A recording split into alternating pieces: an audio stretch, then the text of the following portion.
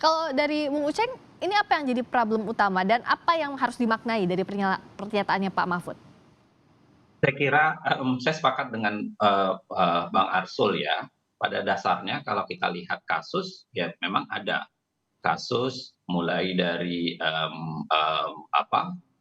mencoba membeli kebijakan misalnya dalam kasus Undang-Undang BI yang dulu cukup banyak yang dibawa ke KPK, maupun berbagai kasus yang nampak ke publik dalam sebuah proses korupsi ataupun yang tidak nampak atau beredar di kalangan orang-orang tertentu saja. Saya kira Mmm, itu cukup, banyak juga beredar, cerita dan catatan gitu, dan Pak Mahfud juga sudah menyampaikan itu ketika pertemuan kita dengan, tim reformasi hukum, mhm, ya itu salah satu, alasan utama kenapa kemudian ada problem di tingkat, mulai dari mafia, pertanahan, lalu kemudian mafia, proses penegakan, perbaikan kelembagaan, maupun sampai proses misalnya masalah di tingkat, anti korupsi.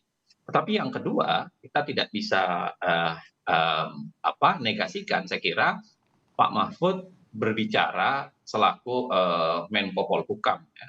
Saya saya punya keyakinan bahwa pembicaraannya itu tidak berbasis opini, tapi pembicaraannya itu sangat mungkin berbasis, data dan informasi yang dikumpulkan selaku Menteri Koordinasi, Politik Hukum dan Keamanan. mmm, Saya kira, menjadi sangat, buruk misalnya ya kalau Pak Mahfud bicara tanpa data yang memadai di wilayah itu. ya oke. Tetapi kalau kita lihat misalnya akarnya, kembali misalnya ketemuan, teman-teman, Transparansi Internasional, yang Indonesia, soal indeks persepsi korupsi, sebenarnya catatan terbesar kita memang di World Justice Project ya. World Justice Project nilai kita itu mengalami penurunan terbesar, dan penurunan terbesar ini memang diakibatkan karena, tadi itu, tingginya tingkat konflik of interest, tingginya tingkat konflik kepentingan di mana jabatan-jabatan publik itu seringkali dijabat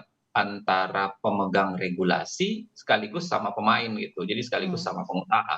Saya kira, kita bisa mencontohnya dengan mudah ya, di ya, kalangan, jajaran menteri oleh Pak Jokowi saja, saya kira, model begitunya, isu begitunya sangat tinggi, di mana pada ya, saat yang sama dia menjadi pemegang regulasi, tapi pada saat yang sama dia juga memegang usaha-usaha tertentu. mhm, Dan saya kira ada banyak sekali isu yang berkaitan dengan itu, termasuk kemudian isu-isu yang, belakangan sampai dibawa ke proses, peradilan atau ada perdebatan di dunia peradilan, misalnya dalam kasus, Haris Azhar dan, mmm, Fathia.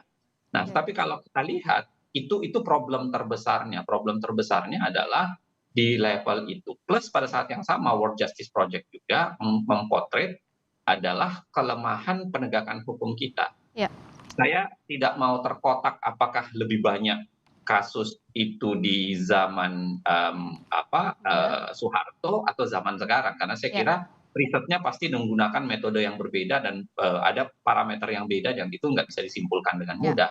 Tapi saya kira apa yang terjadi sekarang, semacam, yang pasti ya kalau kita berbasis pada riset-riset yang sudah lebih dahulu, ada satu riset yang menjelaskan bahwa pasca sekarang itu yang terjadi adalah semacam desentralisasi, korupsi. mmm, Kalau dulu pelakunya itu lebih terpusat mhm, ya, lebih tersentralize gitu, dilakukan oleh orang-orang tertentu dan kroni-kroni, tertentu ya, dalam mhm, lingkar tertentu, tapi sekarang itu makin terdesentralisasi gitu, oke, makin makin makin jamak. ya, Nah, mungkin kalau itu, alasannya, saya kira kita bisa mengatakan bahwa praktik koruptifnya itu menjadi lebih, jamak ya, dibanding kalau kita bandingkan dengan, oke.